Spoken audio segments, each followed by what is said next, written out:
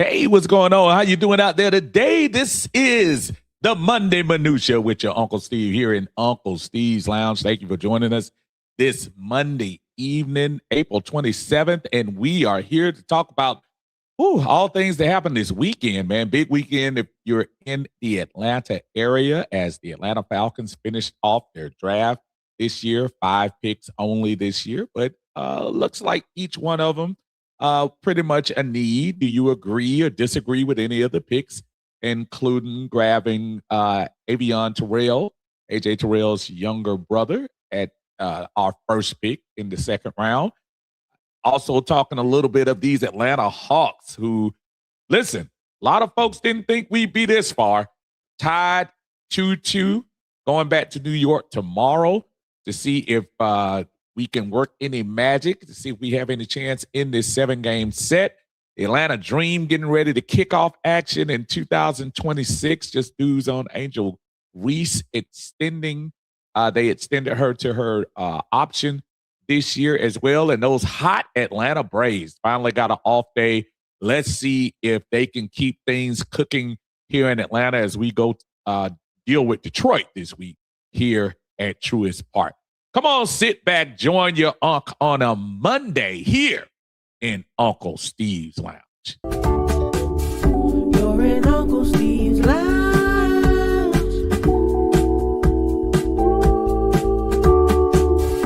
You're in Uncle Steve's Lounge. Gonna sit down, have a good time. You're in Uncle Steve's Lounge.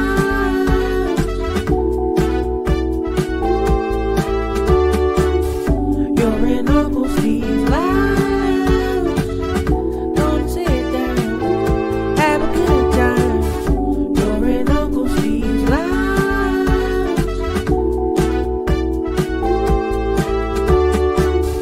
You're in Uncle Steve's Lounge. Gonna sit down, have a good time. You're in Uncle Steve's Lounge. You're in Uncle Steve's Lounge. Gonna sit down, have a good time.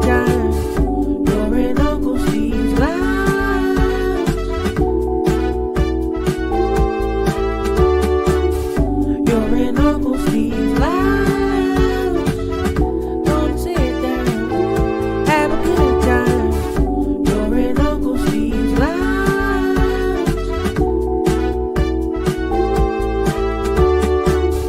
You're in Uncle Steve's Lounge. Gonna sit down, have a good time. Hey, y'all, how y'all doing today? It is Monday. It is 7:04, April 27th, and this is the Monday Minutia. I am your Uncle Steve. I appreciate you all joining me today on this fairly nice, I'm not saying fairly nice days. It was a very nice day. It's amazing because it was kind of cool this morning. I went out there and jumped out there in my shorts and didn't realize that wind was going to be howling like it is, but it turned out to be a very nice sunny day. Very nice weekend if you're in the Atlanta area. A little sprinkle rain here or there, but plenty to talk about, whether it be sports anywhere in the Atlanta area, and even sprinkle a little entertainment, and I'll get to that in a second. But the Atlanta Falcons finished their draft this past week. They had their 5 picks from the draft. We had pick 48, Avion Terrell, AJ Terrell's brother, who will be hopefully manning the other cornerback position. Hopefully that'll be for a while.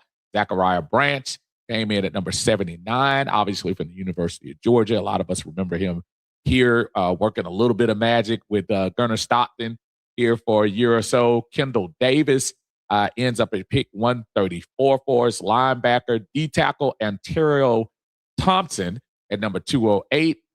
Following up 7 picks later was Harold Perkins Jr., linebacker, and ending with pick 231. Offensive tackle Ethan, and forgive me, Ethan's family, Ona Awa.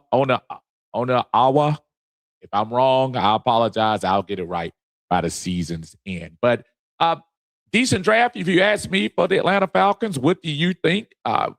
Cornerback, wide receiver, linebacker, D tackle sounded like positions we needed to field, positions that a lot of us were talking about.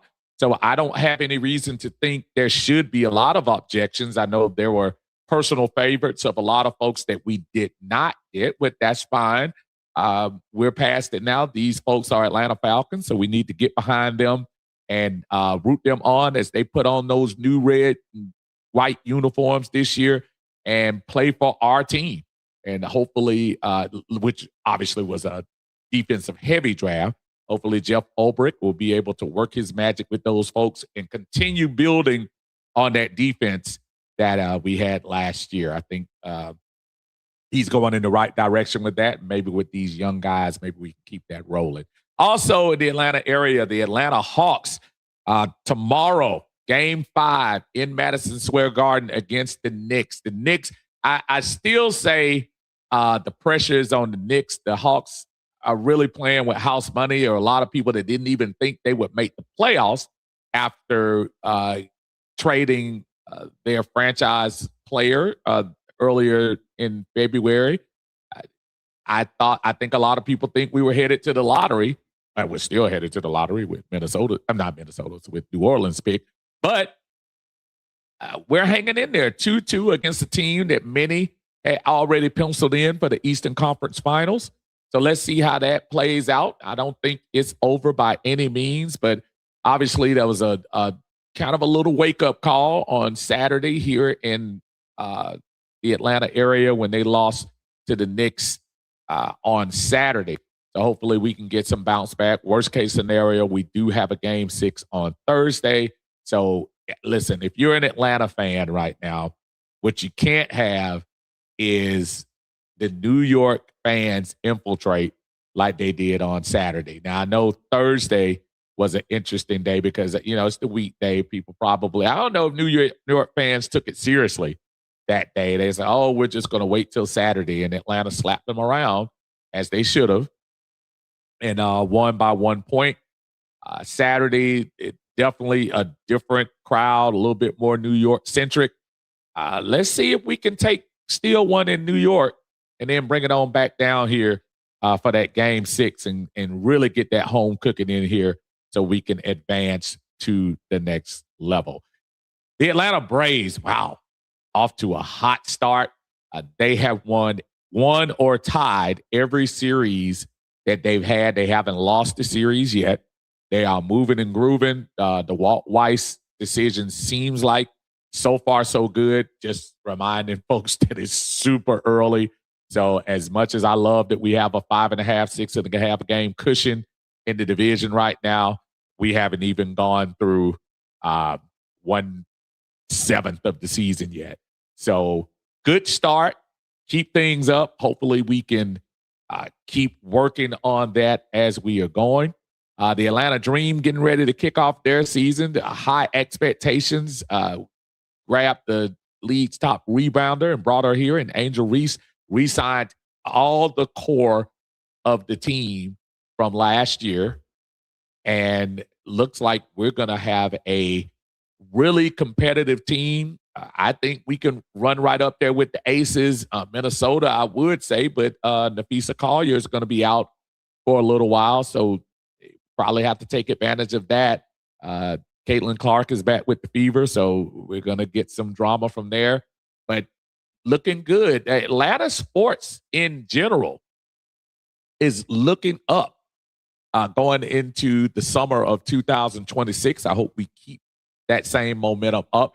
Also, wanted to ask you all, those of you who had a chance to go into the world this weekend, the biopic Micheal came out this week, did very well at the box office, domestically and worldwide. I've read more about it. I have not seen it. I'm willing to wait till the streaming comes out.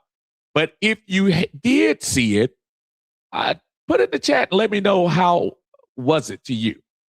I'm hearing kind of mixed signals about it. So the young man who played him, the nephew, that played Michael Jackson, he's getting all the rave reviews. But as far as a movie is concerned, no mention of Janet, no mention of Reby, and a lot of holes in the plot. But listen, if you're a Michael Jackson fan, who cares? I guess it's all about the music anyway, right?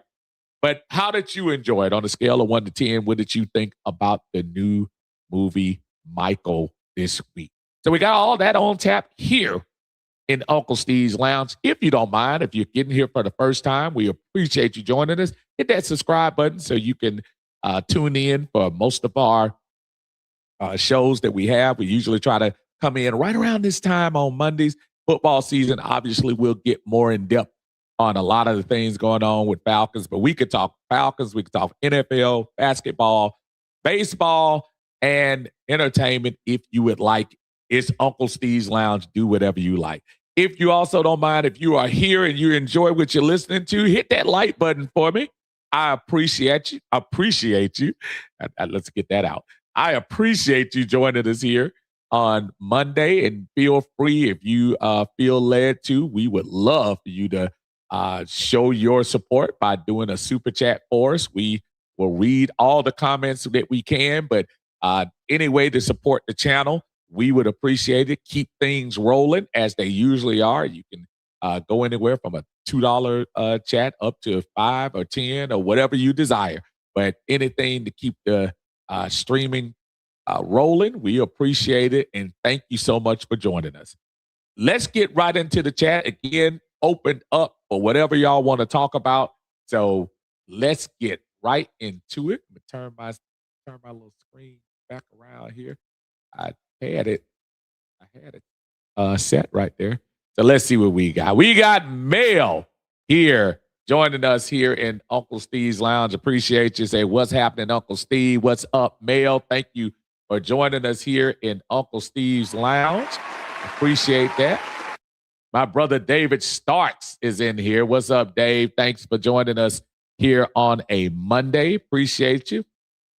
Big love, 2K. That is my buddy John Higgins, I think. What's up, my man, Uncle Steve? What it do? My letter grade for our Atlanta Falcons is a B.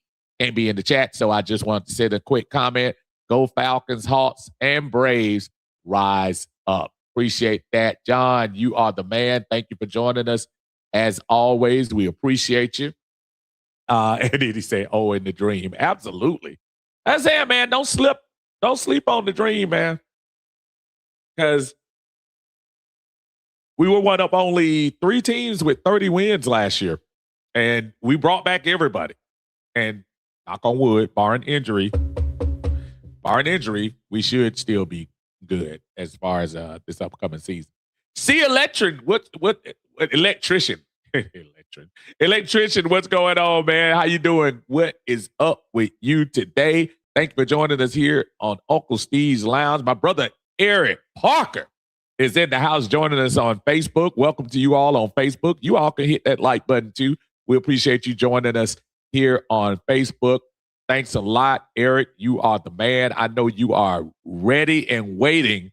Eric is one of those guys that will be at training camp like yelling with the chickens as they getting up in the morning. That's how deep he is.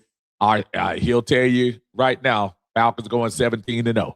I love that energy from him, always doing his thing. Roger, what's going on, man? Good evening to you. Thank you for joining us here on Uncle Steve's Lounge on a Monday. Y'all make sure y'all, again, hit that like button and subscribe. We appreciate you here on the channel. Talking a little bit, again, about the draft, Atlanta Braves, Atlanta Hawks. Oh, what are we going to do? I hope we can pull that out. David says, I give our draft a B+. Terrell was projected in the first round. I see Branch becoming Tyreek Hill. And if Britt can get Perkins Jr. back to form, he is the steal of the draft. And if I'm not mistaken, Perkins is the one who was injured, right? I think he got injured and he had high stock early, but then he got hurt. Hopefully, Britt can do what he needs to do to get him back in form. I think he will. I'm looking at what he did with the team last year. I have total faith that he will be able to, get things rolling for us as far as that's concerned. He said, and I love the start for the Braves. Riley and Acuna not even hitting, and our pitching will be back later this season. It's almost like we're making strides early. So by the time those guys come in, couple of weeks and stuff, maybe we can build up some equity with the fans and get us a nice little cushion in the division before those dog days of summer. That would be a great thing for the Braves. Dexter Owens is in here. What is going on, Dexter? Thank you for joining us here on Uncle Steve's Lounge. Appreciate you. Jay Black is in the house. Rise up, my brother. Rise up, rise up. Thank you, sir. Dexter says these draft picks got Jeff written all over them. And I think that's the plan, man. I think that's the plan. I think Kevin Stefanski, and anytime, think about it. When you're a new coach coming into an organization, it's very rare that you keep the holdover coaches from what's going on. So when you saw Ulbrich and Nate Ollie sticking around for this year, that's a pretty good, thing for Jeff Ulbrich. And I'm pretty sure, if Atlanta would have let him go, he probably would be in San Francisco right now before Raheem got there. If you ask me, I think he would have. What's going on? T-Wheel in the house. Y'all make sure y'all check out For My Atlanta movies and sports. T-Wheel does it all, man. Y'all make sure y'all check him out on his channel. I think he's now part of the Georgia Sports Nation as well. Make sure you check him out and support him. I am watching him as much as I can when I get my opportunity. Very entertaining and always fun. And also part of the One Time for the Fan collab with him, Jack Spade, and Carrie.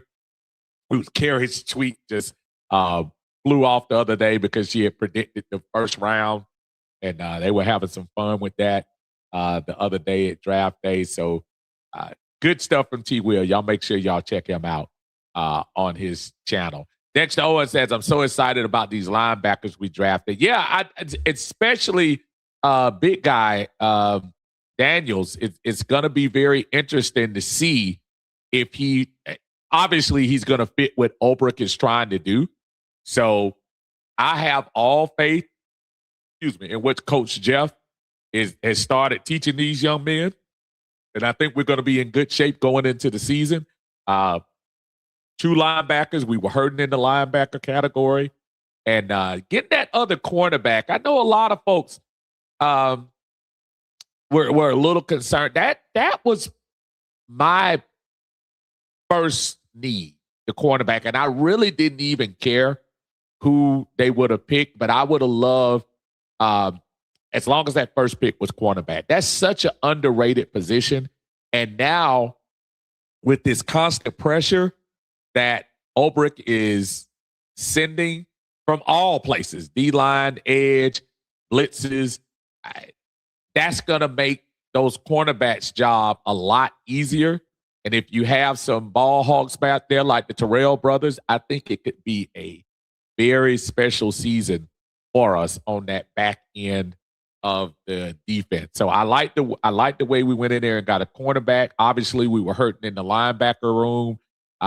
In addition to Daniels and Perkins Jr., still trying to see what the jury is on Troy Anderson and Braylon Trice. I don't know. Hopefully those guys are healthy. Obviously, as Coach Stefanski has already said, this is going to be a camp of competition. I would love for Troy Anderson to make this team. I know a lot of people may not be very popular with that, but I love what he would because, one, let's keep it real, he's cheap. And two, he's in a prove-it mode. You've been hurt all these a couple of these seasons. You've shown flashes as if you could be the guy. So I do like the fact that they're bringing him back. I love the fact that we still have Braylon Trice, though, I wish that young man would get his opportunity, folks. I'm telling y'all, Braylon Trice was a beast at the University of Washington. Just had some hard luck coming in, but I like these picks. Actually, even some of the undrafted free agents. I love the move with Cash Jones from UGA. I think he was a really good third down back for us. I remember him briefly during the last championship season, and he became like a nice little asset on third down for UGA as well. Southside Ricky is in the house. What's up, Southside? How you doing, brother? He said, what's going on, everyone? Falcons Nation over everybody. Yes, sir. LFG Falcons have two successful drafts in a row. I give it an A-. A very optimistic Southside is saying that he loves what they're doing. I actually like it too, man. I really do. I think you and sometimes if you're Ian Cunningham, as much as I know people were making a lot about him saying, oh, I like to have picks, and this is the last time we'll have 5 picks. For his first draft, I almost think this took the pressure off. Don't y'all think? It took a little bit of pressure off because when you first come in there, let's go back to our last GM, and not to bring up negativity and stuff, because I like Terry Fontenot a lot. I really do. But his first opportunity in his first draft, he got Kyle Pitts. And listen, Kyle Pitts, lightning rod, no matter how you slice it, but Kyle Pitts at number 4 overall, barring him making the breakout of all breakouts and becoming like a legendary tight end for us, it's always going to be a scrutinized pick because that was his very first pick as a GM.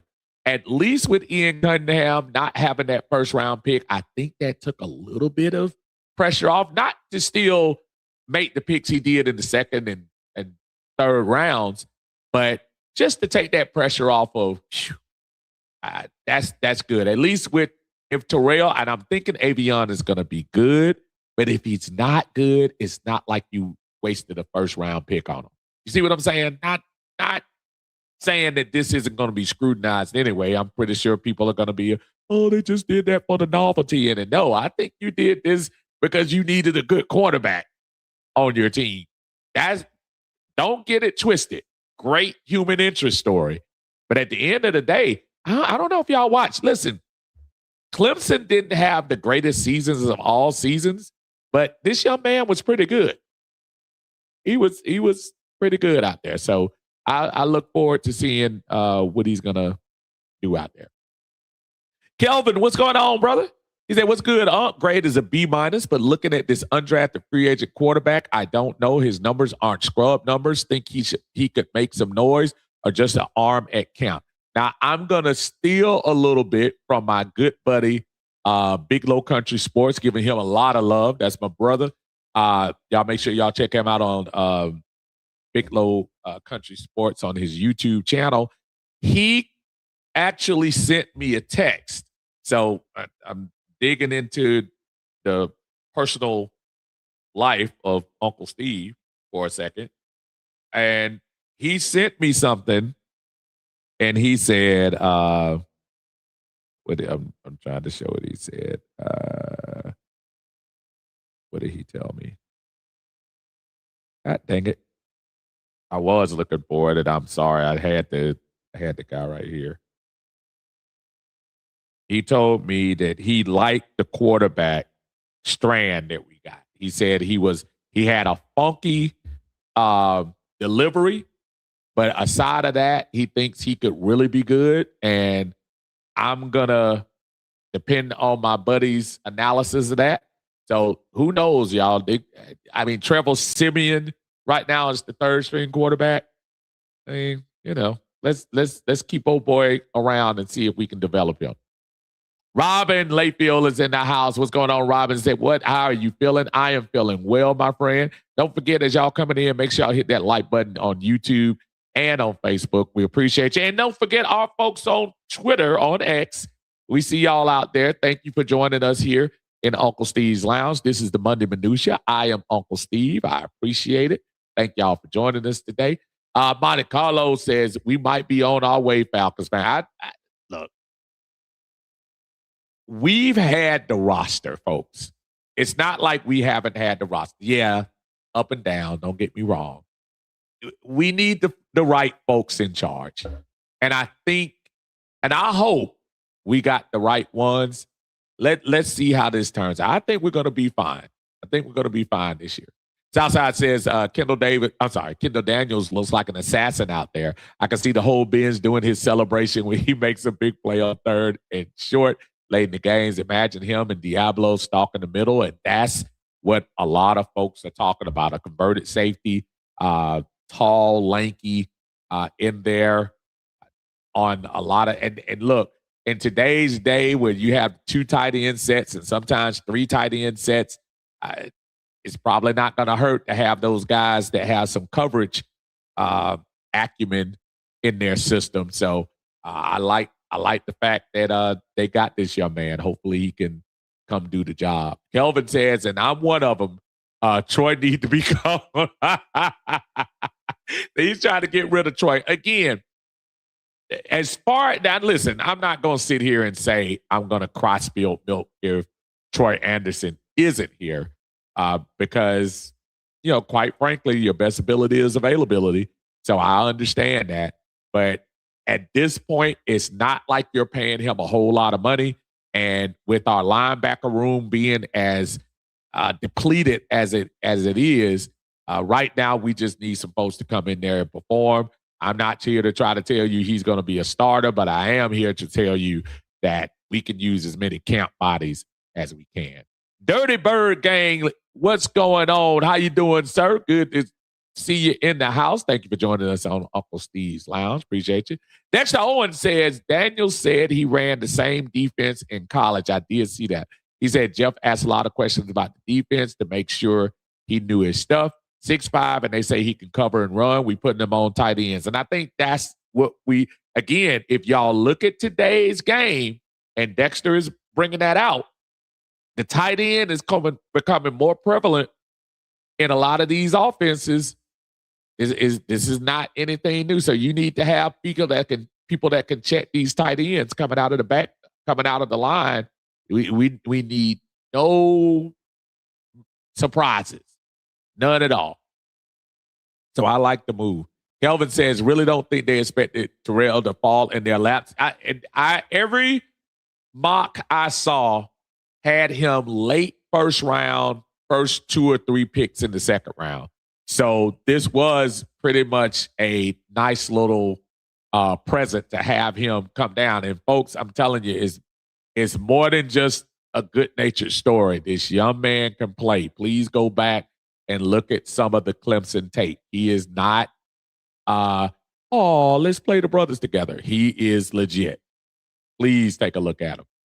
Southside said, I have people telling me Avion going to be better than AJ. I heard a lot of people say that too. Listen, I would be lying to say, especially against some of the taller, rangier wide receivers in the NFC South. That's a concern, but listen, if he could play the position, he could play the position.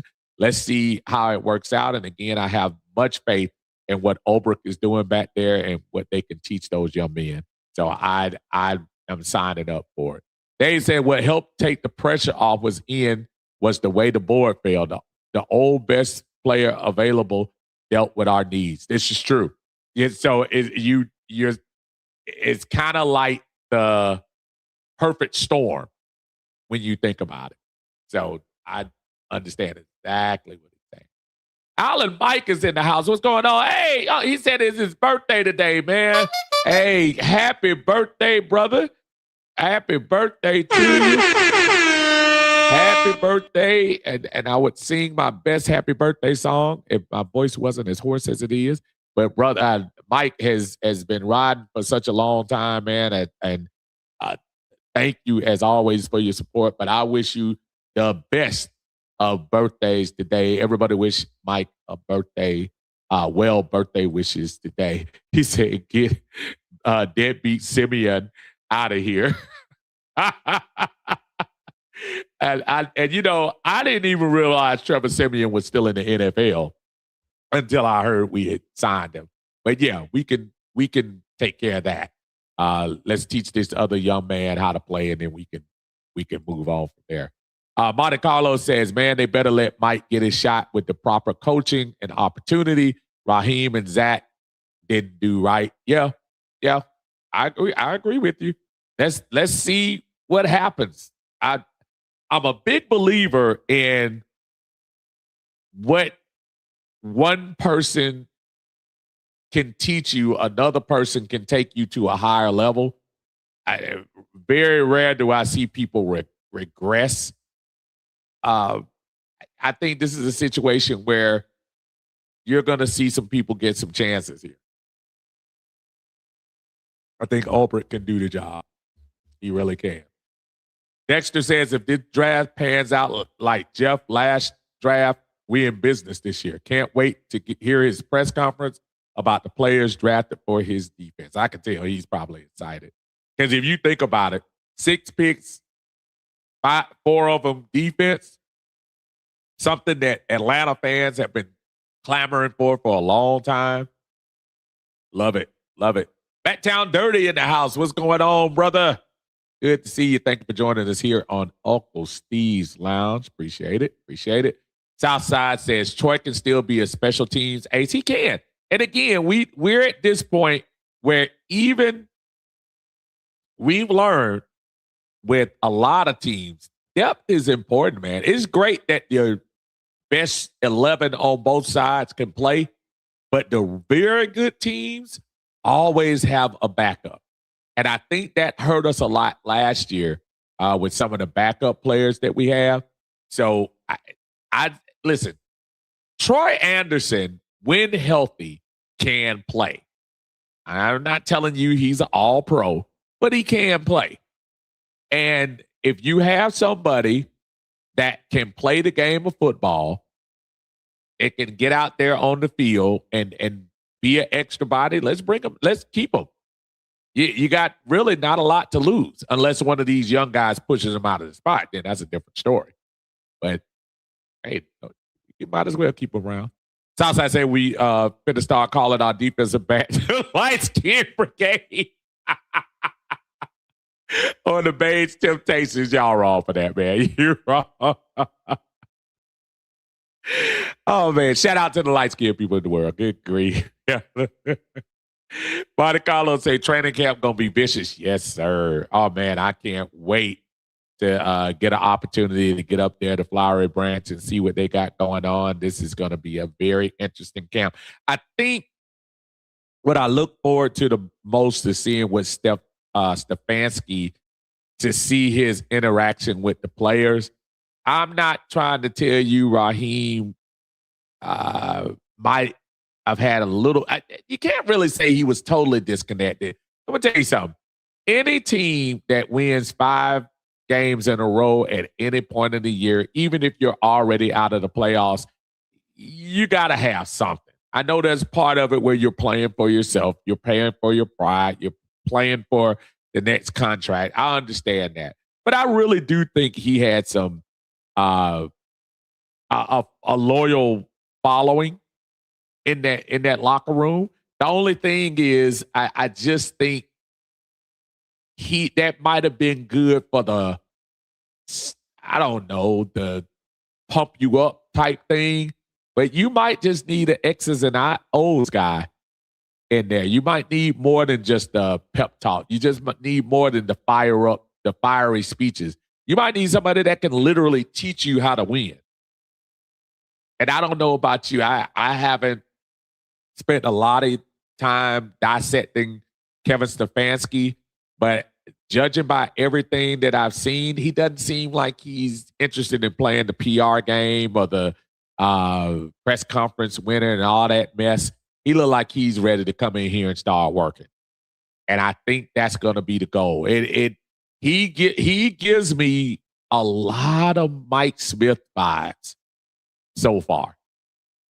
And that's Mike Smith was a very no nonsense type of, I think the players had his back, but he wasn't about all the play around and all of that stuff.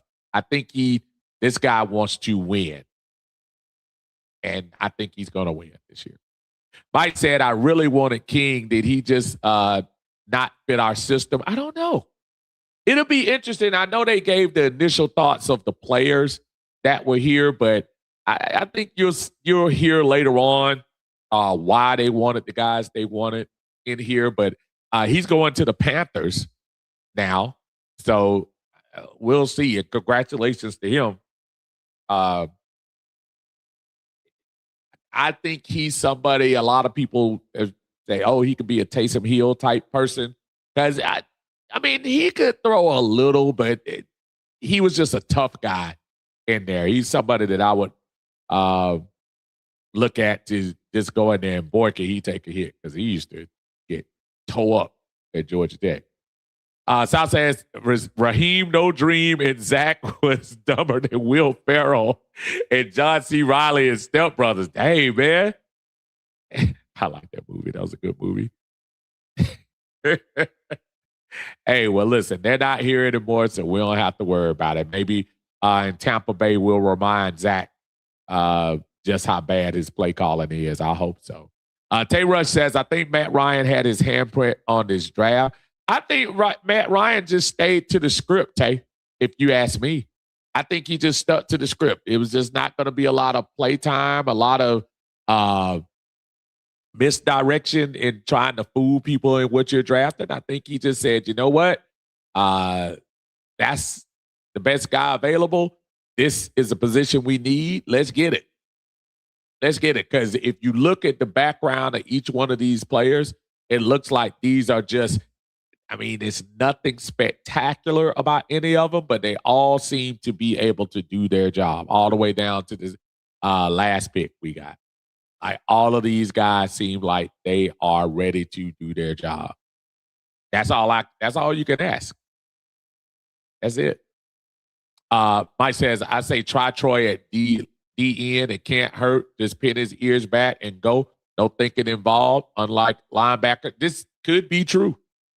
I mean, it's going to be really important, Mike, to see what they do with Jalen Walker. I know we've had speculation about maybe he's going to try to move into that Caden Ellis position. I truly think keep doing what you were doing with him last year, but that is going to depend a lot on what happens with Troy Anderson, what happens to Jalen.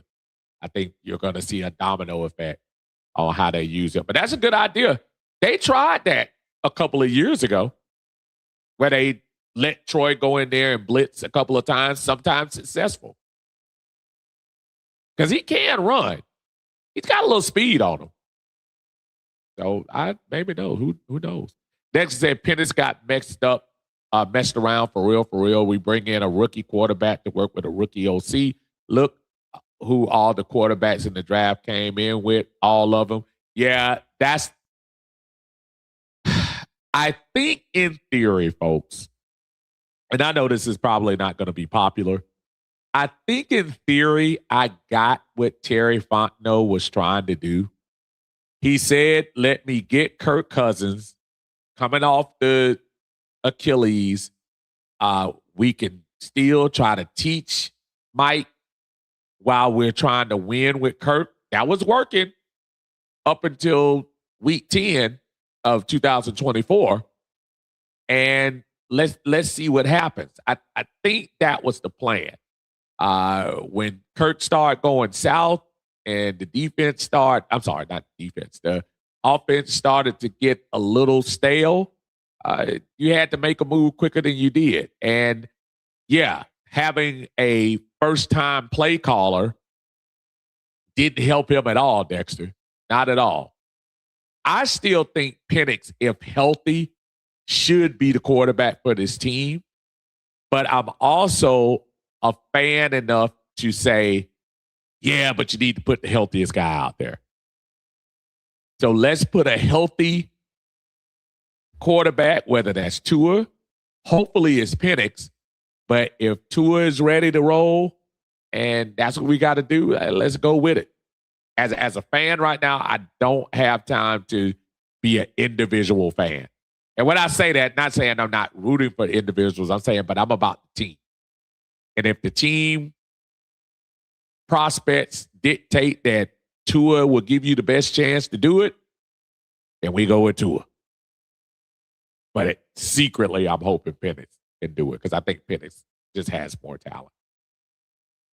Tay says, does this offseason feel different in a great way? Like we finally have football minds in the building. It seems like we have football folks. I think there was a little sideshowish thing with Raheem.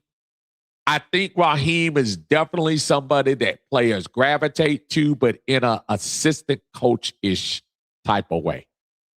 I'll be willing to bet you Raheem was the same way during the Super Bowl year when Dan Quinn was here. Because I don't think Dan Quinn was, I know a lot of people with the cliches and stuff like that with him, but I think Dan Quinn was trying to be a coach with a mind. I really do. But just, I don't know, just Rock came with a little bit of showman, a little bit of entertainment and stuff like that. I just don't get that from these guys in here now. I think these guys in here now are brought in to do whatever we have to do to win. So I agree with you. Southside said, no more ashy knees, ankles on the side. Man, y'all, look, man, Raheem brought all the capris back in the house in Atlanta. Oh, man. And you know, the crazy thing is funny you were talking about that, not just in Raheem. I make a parallel for these Atlanta Hawks. If you win, folks will come. When I tell you the atmosphere for that Atlanta Hawks game the other day when they won in the last second reminded you of 2016 for the Falcons, I'm not even joking. Winning breeds more winning. A winning organization, no matter how they do it, it doesn't have to be pretty. You don't have to have all the stars, all the all-pros lined up, though it didn't hurt that we had 4 or 5 on our team last year. But winning brings that fan engagement in here. And just like it's doing it with the Hawks, it can do it. It's doing it with the Braves. It's going to do it with the Atlanta Dream. It's doing it right now with the Hawks. Yes, tough loss on Saturday, but the folks were out there. I mean, it is. Alan Mike says, what grade did you give this draft? I'm giving a B-. I'm right with you. I'm at a solid B because even under the circumstances that only having 5 picks, I think there is a possibility that you might get 2 starters out of 6. And I think if you can get 2 starters out of this group, I think you had a successful draft. So I say a solid B. I've seen some people say C- and say, I don't know what they're looking at. They're probably not Atlanta Falcon. They probably don't keep up with the Falcons like that. Unless there are people that wanted specific players. Like if you wanted a specific player, that's one thing. But as far as the needs are concerned and the depth that we're going to need on this team, I got to give it a B, Mike. Sal said, watch what I tell you. Troy finna run into Bobby Boucher this season. I'm finna turn it. I wish, if he does, that's cool. And y'all remember, before he got hurt, Troy Anderson had a couple of his best games as a Falcon. So it's not like, I know everybody gets frustrated. Look, it was a 2nd-round pick. A lot of people going to say that was a reach, which it probably was. You probably could have got him a little later. But look, man, we have nothing to lose for having him running out with us in training camp. And I don't know whether that was you or not, Southside, to say, worst case scenario, he could be a special teams guy. And it's always good to have extra folks here. Alan Mike says, not Falcon related, but your daughter, has a beautiful voice. Thank you, sir. Yeah, she just had her Sweet 16 birthday party last. Her birthday was actually early in the month, but we had to wait a little bit to do her Sweet 16. But yeah, man, she loves to sing, man. I will make sure I pass that on to her, man. Thank you so kindly for that. She can sing, and she doesn't get that from her dad. She probably gets that from my wife more than anything else. So I will absolutely pass that on to her to let her know that y'all like the voice, man. Thank you so much. He also says Stefanski seems very focused and buttoned up, like he doesn't play. And again, that's what I'm talking about, Mike. I don't need the sideshow. I don't need you to win the press conference. I don't need you to be buddy with every single person in the room sometimes during the pressers. I just need you to find out how you can take a roster that has talented players. I'm still under I said it last year, and I'll say it again going into this year. These rosters from 25 and this year in 26 are probably the most talented rosters we've had since 2017, in my opinion. Probably 2018, where a lot of people got hurt in 2018, but definitely the most talented we've had in more than 6 or 7 years. Now you have to figure out who is going to lead these guys and who's going to be the leader, not the players from a coach's standpoint, who's going to lead these guys to let them tap some of that potential out of them. And I think Stefanski could be that person. Kelvin says, but if Tua comes in with a hot hand, might not get a fair chance. And here's my thing, Kelvin, and you know me longer enough to know that at this point, if Tua comes in and Tua is on fire and Penix isn't ready until November, you roll with whoever winning you games, man. I'm at a point right now as a Falcon fan that it doesn't matter. Whoever can take us there can take us there. And it's not about being in love with Tua. It's about what's best for the team. That's why I think it was very, important that Stefanski said, hey, this is a competition. There's a good chance that Mike Penix not only may not be ready, but even if he gets ready, he might not play a snap this year. Because if Tua is doing the job, who cares? Win. I don't care who's quarterbacking. As long as they're successful. You have one of the best if not the best running back in the league back there. You picked up some nice receivers and plus a nice little twitchy player in the draft. Kyle Pitts has another opportunity to show that he's one of the best tight ends in the game. I don't care who's quarterbacking as long as you're doing it right. Dexter says Penix got messed around by getting a rookie OC and everybody else got veteran coaches. Yep. Nick's got Payton. Daniels got Kingsbury. Mays got McDaniels. Absolutely. Absolutely. And again, he had the short straw. And you came into a situation where, while I don't think Kurt was hiding plays from Mike, another unpopular thing I'm going to say, I'm not sure if I blame Kirk Cousins for being a little salty. Yeah, you have 180 million reasons why you shouldn't. But at the same time, you just a month before signed me to a big contract, put me out there, and then 6 weeks later, draft a quarterback.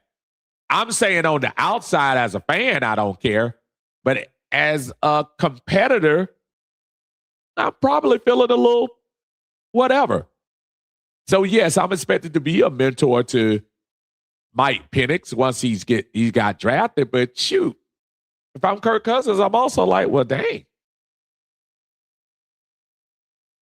And now with his situation in Vegas, not that I want this all to be about Kirk Cousins, at least he's going into that situation knowing that's his role, knowing that's what he's doing.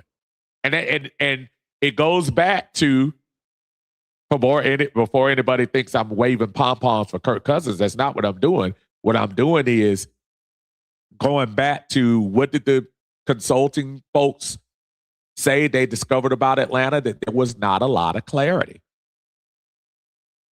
in what we were doing. That's why Fontenot's not here. That's why Raheem's not here. The clarity, the clear message, the clear. I saw the little thing that Stefanski had when he talked to the players for the first time during the voluntary workouts about knowing their identity now. Don't let anybody from the outside dictate your identity. We've got to do it now. I thought that was profound, especially on the first day. And on the first day when you're not in pads, when you're not doing that, just to sit the guys down in the room and say, look, it starts today. Even with everybody not there, it starts today. Who's going to define who we are? We're going to define who we are. Not the newspaper, not the internet, not ESPN, not fans like me. The folks in that room, they're going to define that. I thought that was great. That's to say, what got me is they say that he can't play under center. I don't agree because you look, Kurt played in shotgun the first year, this offense, and it didn't run play action with Kurt, and he's at his best in play action. And again, that's a Raheem thing. Raheem brought that man in here to run his offense.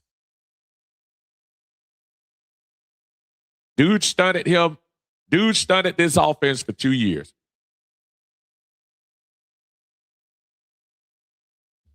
I'm truly surprised Tampa Bay picked him up. I really am. Southside say Nate Ollie gonna turn Ontario Thompson into a dog, no doubt. Y'all get ready. Nate Ollie's not gonna be here next year. I hope y'all know that. Nate Ollie is not gonna be in Atlanta next year. He's on that track. DC's next. DC's next for him. So enjoy him while we got him. Mike says, what do you feel we still need on either offense or defense? We covered everything with the draft. What I'd like to see, Mike, is depth on the offensive line. We did get the one pick at 231, but what we found out is injuries are going to happen. And I think during that one time when Bergeron was out, and originally when McGarry went out, and then that traitor Wilkerson, Mr. Big Mouth on social media, when he came in, he did an okay job, but it would just be nice to have a little more solidified back up there as far as that's concerned. Still would like to get some more bulk. I know we got a couple of free agents in addition to the defensive tackles that we picked up. We got to stop the run. You got to figure out how to stop the run. So as far as that's concerned, I say offensive line, and still need a little bit more on the defensive line to help get that run game stopped up. Antonio James in the house. What's going on, brother? He said, what's up, Unc? Me and the missus went to see the Michael movie last night. Okay. While it was kind of cheesy, we enjoyed it. Hearing the music in the theater was a vibe. And see, that's kind of where I was going for folks who didn't know. That was one of the questions that I did ask at the beginning. If you got a chance to see the Michael movie this weekend, which it did well, a lot of people went to see it. How did you like it? So I was seeing all these viral videos of people dancing in the theaters and dancing in the, concessions and all of that stuff, which is cool because that's the kind of vibe for those of you not young enough to be around during that really hot mic time, like the early 80s, when Mike was everywhere and had that fever pitch. So that doesn't surprise me because most of the people going now are, I mean, even though younger people are going to see him. So it is kind of a little bit of a vibe when you think about it. So I'm one of those people that truly believe that Mike's,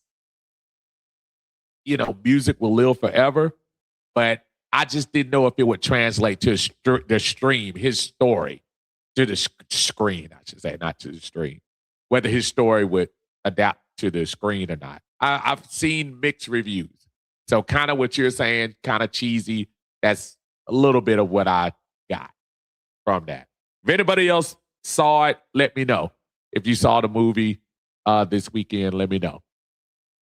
Mike says, I wonder if that kid that walked on at Georgia could make the team and be like Tim DeWhite for us. He's fast and good on special teams. Are you talking about Cash Jones? I think that's who I was talking about a little bit earlier, the third down back for University of Georgia last couple of years. I thought that was a nice move.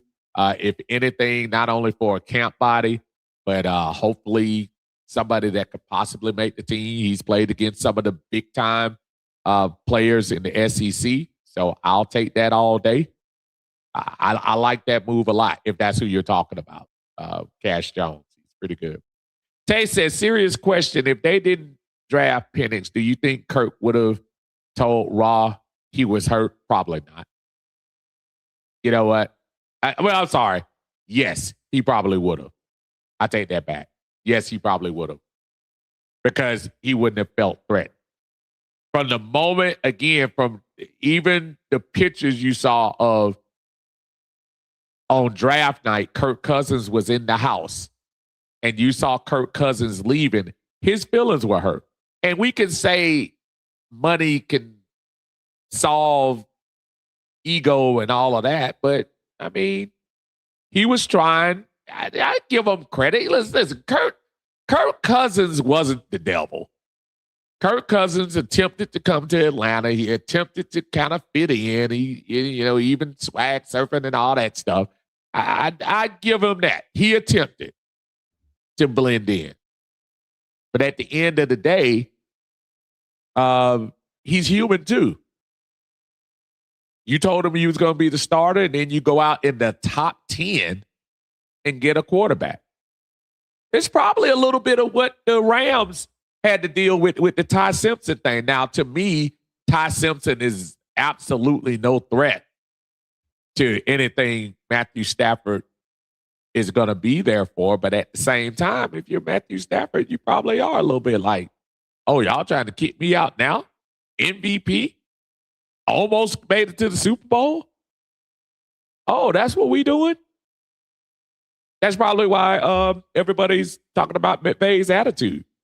McVay, and I heard somebody say this on the radio, like that'll be a story 10 years from now in his book. Yeah, McVay didn't want any of that. He didn't want any of that. And it's probably the same attitude that Kirk had. So yeah, I think you would have immediately told him, because who would have been the backup then? Easton Stick, I guess. Kelvin says, and in Tampa, he's running the pistol. Talking about Zach. I just hope. All I want is his offense to bog down like ours did at times. I'm not even sure if he was running the offense the last couple of weeks. It was probably Kirk Cousins. Dwayne, what's going on, brother? Good to see you. Thank you for joining us here in Uncle Steve's Lounge. Again, as some of y'all are coming in, make sure y'all hit the like button for us, whether you're on Facebook or whether you're on YouTube. We appreciate you joining us. This is the Monday Minutia. We try to do it every Monday around this time, 6 or 7 o'clock. Just talking about a lot of the things the Falcons were up to last week and other Atlanta sports, if you would like to jump in and holler about it. He said, hey, I'm just getting on. What grade did you give the Falcons, and what do you think about our first pick? I gave us a solid B, Dwayne, and I do like the Avion Terrell move. Again, I know there are folks out there that were thinking, oh, that's a oh, they just doing that just so they can say they got brothers in the backfield. No, Avion is pretty good. I hope I ask you all that think this is just some publicity stunt to go and watch some of the film of this young man playing. There are some that think his upside is even better than his brother. I'm not going that far yet because I think AJ, man, let me tell you something. I remember when AJ was drafted, and I will be the first one to tell you the last time I saw AJ before he got drafted by the Falcons was him getting lit up and down the field against Joe Burrow and company including Justin Jefferson and the rest of the guys. Jamar Chase, those fellas. And I never forget Dabo Sweeney coming out and defending AJ and saying, I'm telling y'all, AJ's going to be an all-pro. He was hurt that game. He played hurt. And I said to myself, I'm going to give him a chance. And you know what? If y'all remember that year, that was the next year coming in, we played Kansas City. And who was he checking? And they had two plays where they were going against AJ. The first time he broke it up. Second time they called a BS penalty on him. But he made that game against Kansas City close. And I loved what and ever since then, AJ has been as solid of a cornerback since he's been drafted. I think he had one second team All-Pro season, I think. Maybe his second year. But he's been pretty solid, man. And if his brother has any of that, our cornerback situation should be pretty nice for the next 2 to 3 years. Henry, what's going on, brother? He said, hello, Uncle Steve and Falcons family. False start, Wilkerson. Yeah, Wilkerson, Mr. Oh, yeah. If you don't know what I'm talking about, he kind of went off on us after he left. I mean, which I'm laughing because I'm like, yeah, bro, you're not that guy. So. Billy Mills in the house. What's going on, Billy? How you doing, brother? He said, why does it seem like we got two more freaks out of this draft with Daniels and Perkins? I'm really liking what I see on their tapes. And Billy, I'm almost wondering how much input Jeff Ulbrich had and what type of person, what kind of person is coming here. Because it does seem like it's tailor-made for us, man. And having him to be the teacher, looking good. Next said, whatever quarterback start got to hit the ground running. Do you see all the teams on our schedule? We're going to need a solid defense for this schedule. It's interesting. And speaking of the schedule, I hope the schedule comes out pretty soon. I know they've been advertising I know the Falcons doing their little contest to see, if you can guess the schedule and all of that. So that ought to be very interesting. Yeah, we got a tough schedule coming up. But the one thing I always do about the schedule, which people and I fall prey to it too, because we all base stuff on last year and how the teams did. Like, you couldn't tell me to save my life, and I would have bet $1,000 that not only would we have least split Carolina, we probably would have swept them. So nobody knows what happens as the season goes. But look, the AFC North this year, I don't know. I don't know if I'm as scared. I really don't. Even Baltimore. I'm not as scared as them. The NFC North is gonna be kind of interesting. Because you had 3 playoff teams there last year. But they're still not teams that I just say, oh, they're head and shoulders above the rest. As great as Seattle looked in this last Super Bowl was as great as Philadelphia looked the year before. So you never know how it's going to spill out. I don't want to downplay what you're saying. You're right. There are some tough teams on paper, but you got to play it out, man. Alan Mike say, yeah, Cash Jones. Yep, absolutely. That's what we're talking about. Henry says, I'm hoping players like Jones and Frazier can be utilized as Taysom Hill. Yeah. Yep. I would love to see that too.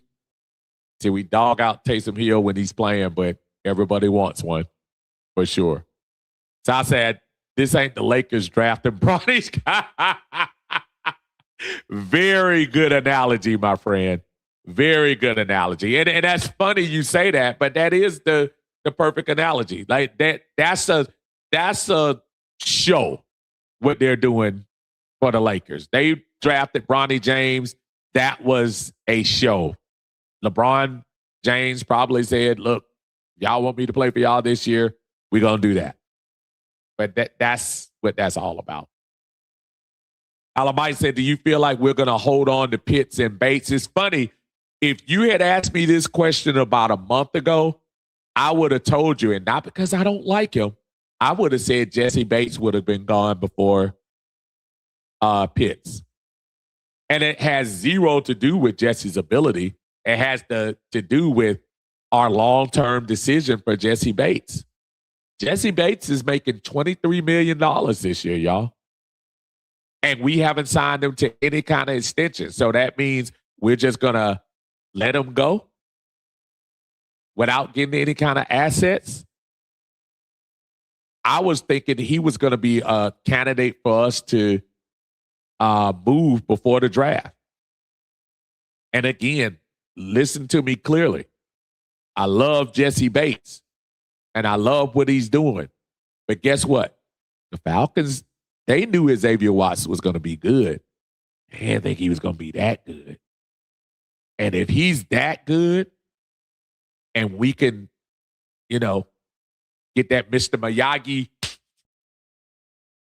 put on Billy Bowman's Achilles, you might be looking at your next safety tandem for the next 5-6 years. On the cheap. And I say for the cheap for at least 3 years, because Xavier Watts is going to, if he continues to play like he played last year, he's going to get paid in about 3 more years. But that's a hefty contract. Now, would it also surprise me if they signed Jesse and kind of extended it out? No, that wouldn't shock me either.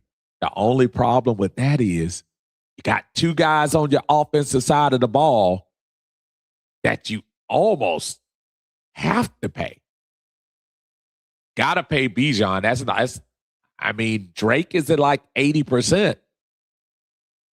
Drake is no scrub. Drake is a go up and get it wide receiver. Tough guy. You got to have one of those on your team. We got one. So, But yeah, Mike, ask me that question in about another month. Because right now, I'm not 100% convinced that Pitts is going to be here long term either. Very good question. But ask me that in another month. Kelvin says, yeah, we got to play the black and blue division, Baltimore, Pittsburgh, Cleveland, Cincinnati. I think we go 3-1 against them. But our own division got stronger, especially those 30. Wow. Oh, man, y'all wrong. I was just about to say the black and blue division, again, I'm playing from what it looks like from afar, that might be our saving grace, playing the AFC North. Because Cleveland and Cincinnati, they're okay, but their defense, I know they got a couple of folks, but they lost some folks on defense too. Baltimore isn't like there's no team in the AFC North that looks super intimidating on April 27th 2026 as we speak. So, yeah, but you're right about our division, too, especially the Aints. The Aints had a nice draft. Bobby D in the house. What's going on, man? How you doing, brother? He said, greeting to the one and only Uncle Steve, brother. I'm trying to stay excited at our Atlanta sports right now because we're on fire. Yes, sir. Falcons time to make their move. I was just talking about that earlier when I say the Braves, the Hawks. And no matter how it ends for the Hawks, you can't say that this wasn't a success at the end of this season for the Hawks. So you start talking about them, the way they are wrapping up, the way the Braves are starting on fire. I'm telling y'all, the Atlanta Dream are going to be something to watch this summer. If you don't have anything to do, check out your team from the Dream. I think they have a stacked lineup ready to roll. And if the Falcons can match any of that energy, it's going to be a whole different thing going on in Mercedes-Benz. So I'm right there with you, brother. I am right there with you. This could be a fun time in the Atlanta area for the first time in a while. And it starts, and let's not play, y'all. It's great that the Braves are doing their thing again, it looks like. It's awesome that the Hawks are making their move. And it's cool that the Dream look like they're running it back and bringing in Angel Reese to get those rebounds.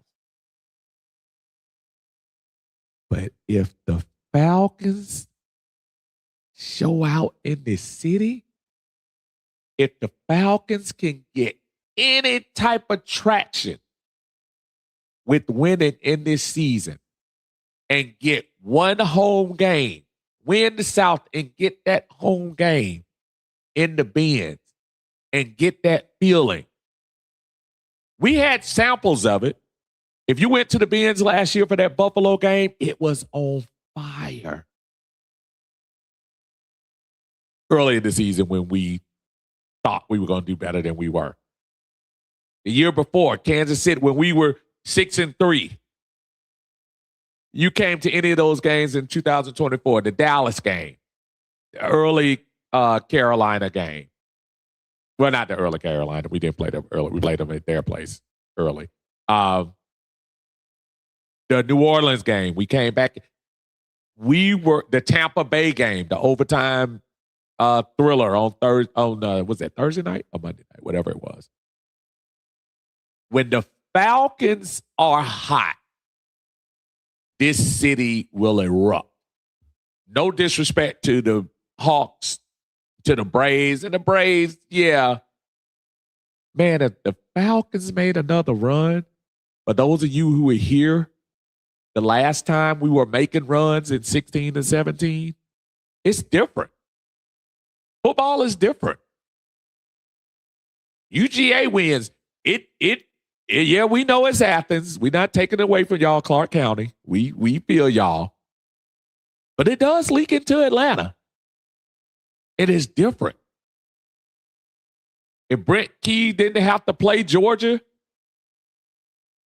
and dude, that feeling of a winning football team in your area can make a difference. Southside says we're going to sign Jesse next offseason. We'll see. I think that paycheck going to go up. You might want to sign him now. But I hope so. I do hope so. But, whew. Antonio said, not to be messy, but Bronny is getting more playoff minutes than the number one pick of this.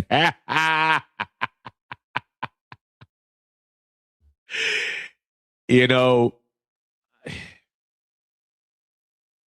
when your number one overall pick is not in the playoff rotation, and when I mean not even coming off the bench, it's interesting.